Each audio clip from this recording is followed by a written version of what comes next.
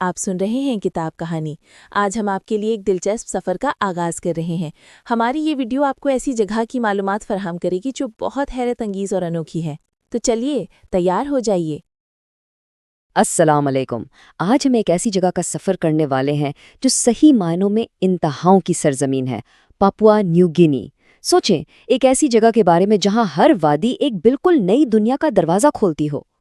ذرا اس نمبر پر غور کریں، 840۔ یہ کوئی معمولی عدد نہیں ہے۔ یہ پاپوا نیو گینی میں بولی جانے والی زبانوں کی تعداد ہے۔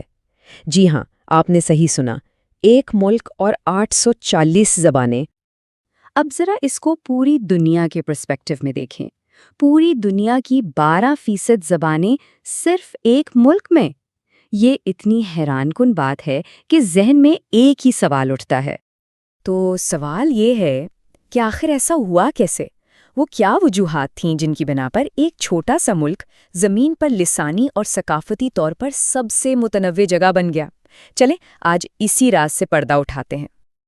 اچھا، تو اس معمے کا پہلا سراغ ہمیں کہیں اور نہیں بلکہ خود اس سرزمین کے نقشے میں ملتا ہے، پاپوا نیو گینی کا جغرافیہ، جو جتنا خوبصورت ہے اتنا ہی مشکل اور چیلنجنگ بھی، اور یہی اس کی کہانی کا پہلا سب سے اہم باب ہے۔ دیکھیں، یہ ایک بہت سادہ سا اصول ہے۔ تنہائی تنوع کو جنم دیتی ہے۔ جب لوگ ایک دوسرے سے کٹ جاتے ہیں، الگ تھلگ ہو جاتے ہیں، تو وقت کے ساتھ یعنی ہزاروں سالوں میں وہ اپنی بالکل الگ منفرد ثقافتیں اور زبانیں بنا لیتے ہیں۔ اور پاپوا نیو گینی میں یہ تنہائی آئی کہاں سے؟ جواب ہے پہاڑوں سے۔ آپ اندازہ لگائیں، ملک کا 72% حصہ یعنی تقریباً 3/4 ناہموار بلند و بالا پہاڑوں سے بھرا پڑا ہے۔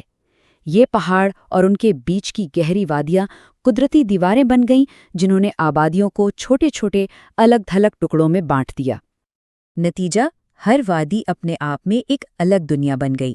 وہاں رہنے والی کمیونٹیز ہزاروں سال تک ایک دوسرے سے کٹی رہیں، اپنی بقا کے لیے صرف خود پر انحصار کرتی تھیں، تو ظاہر ہے ان کی زبانیں اور ثقافتیں بھی اپنے اپنے الگ راستوں پر چل پڑیں۔ تو ایک طرف تو تھا جغرافیہ جس نے لوگوں کو بانٹ دیا، اور دوسری طرف تاریخ نے اس تقسیم کو اور بھی پکا کر دیا۔ پاپوا نیو گینی کا ماضی جوڑنے کا نہیں بلکہ ٹوٹنے اور بکھرنے کا رہا ہے۔ یورپینز کے آنے سے بہت پہلے یہاں کوئی بڑی سلطنت یا متحدہ ریاست نہیں تھیں، بس چھوٹی چھوٹی خود مختار کمیونٹیز تھیں، ہر ایک کا اپنا علاقہ، اپنے اصول۔ ایک بڑے ملک کا تو کوئی تصور ہی نہیں تھا۔ پھر جب باہر کی طاقتیں آئیں تو انہوں نے بھی اس تقسیم کو ختم کرنے کے بجائے مزید مضبوط کیا۔ 1884 میں جرمنی اور برطانیہ نے جزیرے کو آپس میں تقسیم کر لیا۔ بہت بعد میں 1949 میں جا کر یہ آسٹریلیا کے تحت اکٹھا ہوا، اور پھر 1975 میں آزادی ملی۔ مطلب یہ کہ ایک ملک ہونے کا تصور یہ بہت ہی نئی بات ہے۔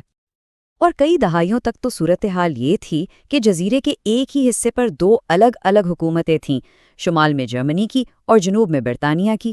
ظاہر ہے جب 2 الگ نظام چل رہے ہوں تو ایک مشترکہ شناخت کا احساس کیسے پیدا ہوتا؟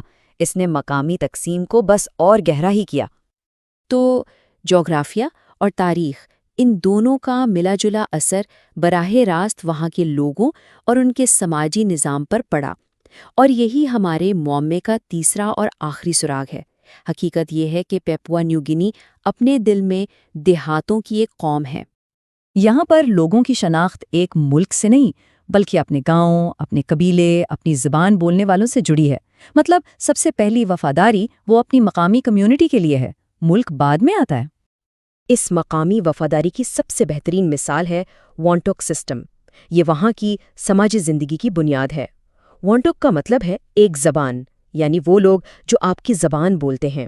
اس سسٹم کے تحت ہر شخص کی یہ ایک گہری سماجی ذمہ داری ہے کہ وہ اپنے لسانی گروپ کے لوگوں کی ہر حال میں مدد کرے، اور یہ ذمہ داری اکثر قومی مفادات سے بھی بڑی ہو جاتی ہے۔ اچھا، لیکن یہ مقامی روایات آج بھی اتنی مضبوط کیوں ہیں؟ اس کی ایک بہت بڑی وجہ یہ چارٹ دکھاتا ہے۔ ملک کی 86% آبادی آج بھی دیہاتوں میں رہتی ہے، اور جب لوگ چھوٹے الگ تھلگ گاؤں میں رہتے ہوں تو ان کے لیے وانٹوک جیسے مقامی نظام قومی اداروں اور قوانین سے کہیں زیادہ اہم اور حقیقی ہو جاتے ہیں۔ یہاں تک کہ ان کا روایتی لیڈرشپ کا نظام بھی اسی مقامی وفاداری کو اور مضبوط کرتا ہے۔ اسے بگ مین سسٹم کہتے ہیں۔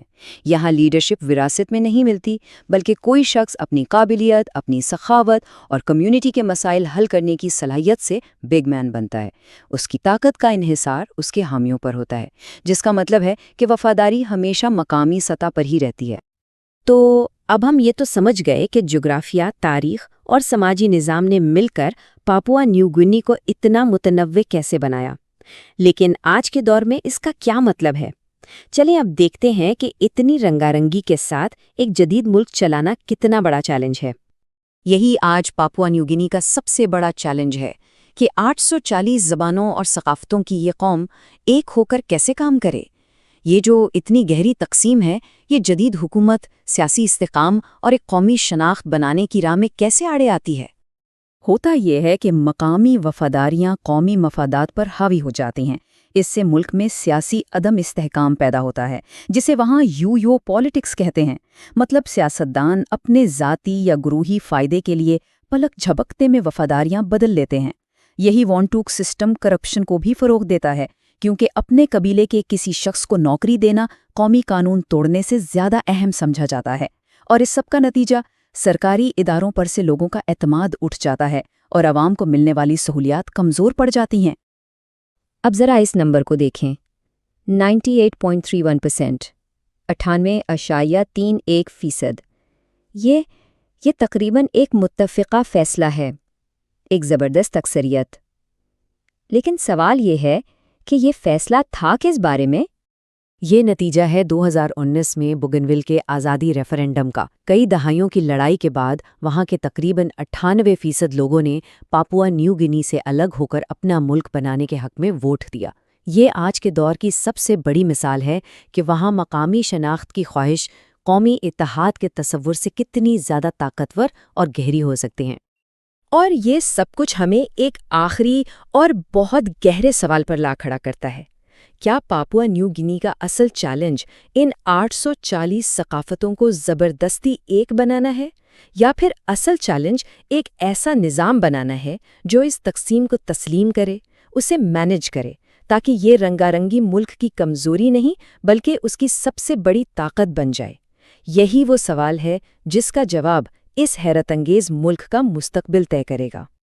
تو ہماری یہ معلوماتی ویڈیو یہیں اختتام پذیر ہوتی ہے۔ ہم امید کرتے ہیں کہ آپ کو یہ سفر پسند آیا ہوگا۔ جو باتیں ہم نے آپ کو بتائی ہیں، اگر وہ آپ کے لیے نئی تھیں تو کمنٹس میں ضرور بتائیے گا۔